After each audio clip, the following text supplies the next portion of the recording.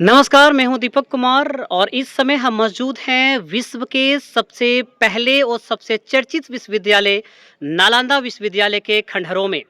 हम इसे खंडहर इसलिए कह रहे हैं क्योंकि 12वीं शताब्दी में तुर्क आक्रमणकारी बख्तियार खिलजी के आक्रमण के बाद इस महान विश्वविद्यालय को जला दिया गया था। जो कुछ आप इस समय अपने मोबाइल स्क्रीन पर देख रहे हैं, ये टूटे हुए ढांचे, ये खामोश दीवारें और ये खुले मैदान कभी एक जीवंत ज्ञान नगर का हिस्सा हुआ करता था। नालंदा विश्वविद्यालय अपने समय में बहुत ही विशाल क्षेत्र में फैला हुआ था। इतिहासकारों के अनुसार अगर बात करें तो इसका विस्तार लगभग 18 से 22 किलोमीटर तक माना जाता है।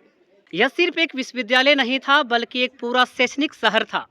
दुनिया के अलग अलग देशों से जैसे चीन, तिब्बत, कोरिया, जापान, श्रीलंका और दक्षिण पूर्व एशियाई के कई हिस्सों के विद्यार्थी यहाँ पढ़ने के लिए आते थे।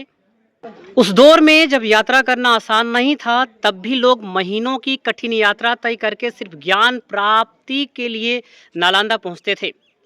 यहाँ पढ़ाई किसी एक विषय तक सीमित नहीं थी।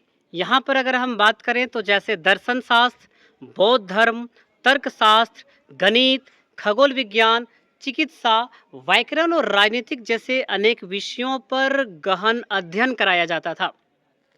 इतिहास हमें बताता है कि इस विश्वविद्यालय में लगभग 10,000 से अधिक छात्र शिक्षा प्राप्त करने के लिए आते थे और उन्हें पढ़ाने के लिए करीब 2,000 से अधिक शिक्षक हमेशा यहाँ पे मौजूद रहते थे।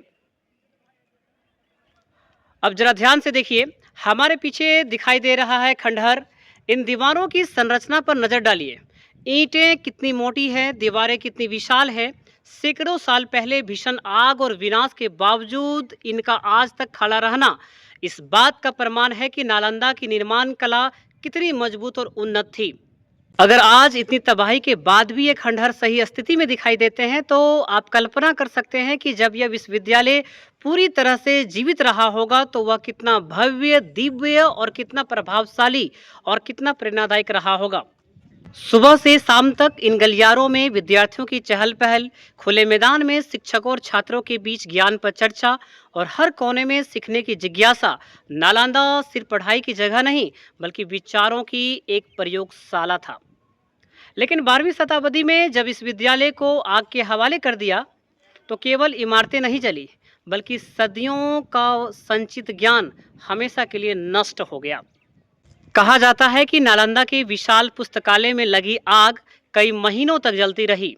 यह इस बात का संकेत है कि यहाँ ज्ञान का भंडार कितना विशाल रहा होगा।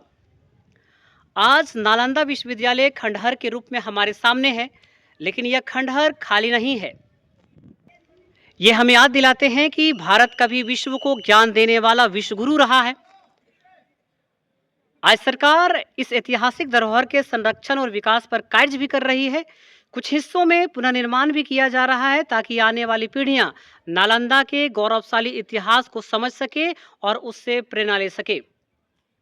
नालंदा विश्वविद्यालय आज भी खामोशी से हमें यही सिखाता है कि ज्ञान अगर सुरक्षित ना रखा जाए तो उसका नुकसान सदियों तक महसूस किया जा सकता है। यही है नालंदा विश्वविद्यालय का इतिहास, गौरव, ज्ञान और बलिदान की कहानी। मिलते हैं नेक्स्ट एपिसोड में, तब तक के लिए आप सभी का शुक्रिया, धन्यवाद।